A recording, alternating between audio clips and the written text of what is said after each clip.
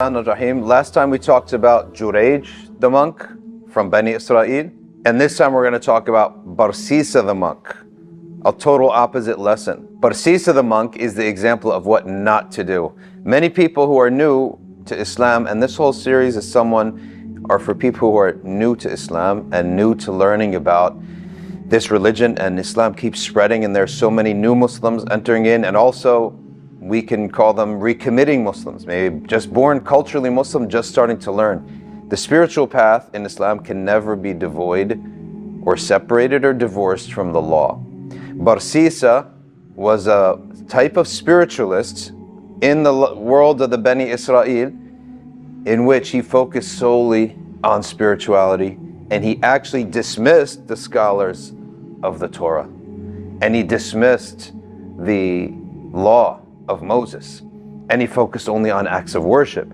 And he used to preach to people. He used to say, I get the inspiration directly from God. These scholars of the law only read the Torah and they tell you the law. So when a person goes against the law that Allah brought, and he goes against the scholars who are the transmitters of the religion, then Allah Ta'ala humiliates them. Barsisa was a worshipper who have a great reputation, and Allah showed us in the sequence of events that are about to take place that he was a fraud and he was misguided. And if you go without theology and law, you will get misguided. The world of spirituality is so complex, so vast, that it's easy to confuse what is satanic and from what is angelic. And you only need the law. Only the law and theology, knowledge of Quran and Hadith can separate that for you. So Barsisa was approached by two young men. They said, we're going out for business and we have a long journey ahead of us, but we have a young girl, a sister, who needs to be taken care of. This sister, now you take care of her, just bring her some food, who will be grateful if you do this. Immediately Barsisa, if he knew the law, he should have said, give this job to a husband and a wife, where the woman could go and do it instead of me. He's a single man and she's a single woman. No man should ever be alone in a room with a woman, even if he's teaching her the Quran, and even if it's the Virgin Mary herself. Which means that Virgin Mary, we know she's never going to do anything. Allah protects her. And the Quran is the best thing to do.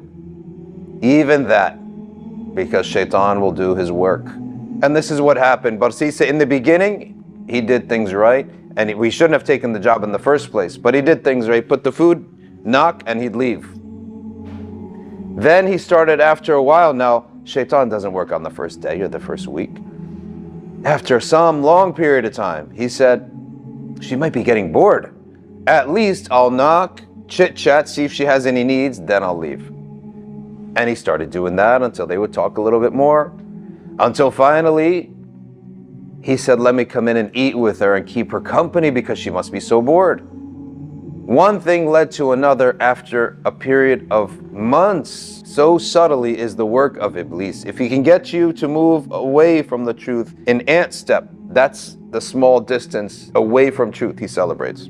Because you could just multiply that by 1,000,000. And that's what happened to Barsisa. Eventually, you can imagine what happened.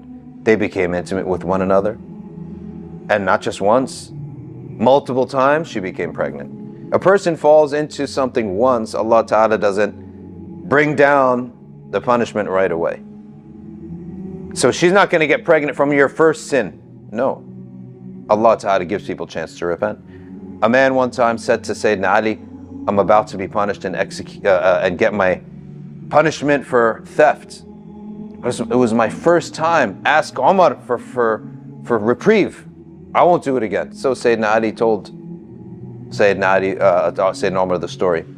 Umar ibn Khattab shook his head. He said, Allah doesn't humiliate someone from the first time that they mess up. So they kept being intimate with one another until she became pregnant. When she became pregnant, now Barsisa has a big problem. So he killed her and he buried her. When the brothers came back, they said, what happened? He said, unfortunately, she got sick when you were away and she died. And I buried her right here. They said, oh, we have our own graveyard. Let's dig her up and bury her with the rest of the family. Now, once that happens, once they said that, he knew he was in trouble. They're going to dig her up. They're going to see stab wounds. They're going to see pregnancy. Now he's got a big problem. So he went off into the wilderness seeking some kind of help when he saw an apparition. And that apparition said to him, I can get you out of this problem. He said, what do you need? I'll do anything to get out of this calamity that I put myself in. He said, prostrate to me. He said to himself, I'll just do it this once and make tawbah later. He did it. As soon as he did that, he picked his head up. He saw nothing there except the sound of laughter. Shaitan cackling that he got this alleged and so-called worshiper and spiritual person to end up prostrating to him. The basic fundamentals of religion were not observed here. Basic fundamentals of gender. Certain features in the human being are so powerful they have to be tightly controlled, just like the gas and the water in this house. Everyone's house has gas, water, electricity. These temptations that human beings have to be tightly controlled in the same way that your gas, water, and electricity are in your house. Imagine if the gas is running in your stove. Within minutes, everyone will be passed out. Within hours, everyone will be dead. That's how important it is to control the gas in your house. But you can't have a house without gas. Likewise, Barsisa made very simple, basic, fundamental mistakes that came as a result of him belittling the law. He belittled the law. When he came back, they dug up the sister's grave. They found she's pregnant and murdered. They took him and they executed him. He died upon prostrating to the devil. And Allah humiliates people who guide people away from the truth, away from scholars, and away from the law.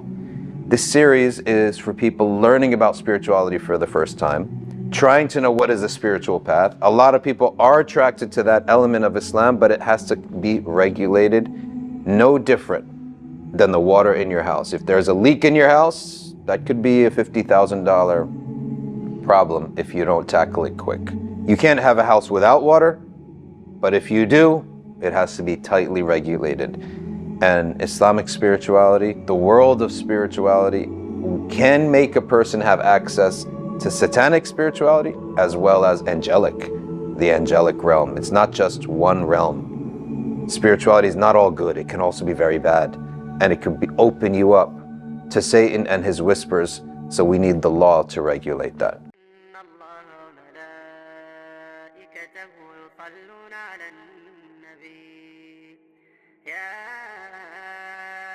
الذين آمنوا صلوا عليه وسلموا تسليما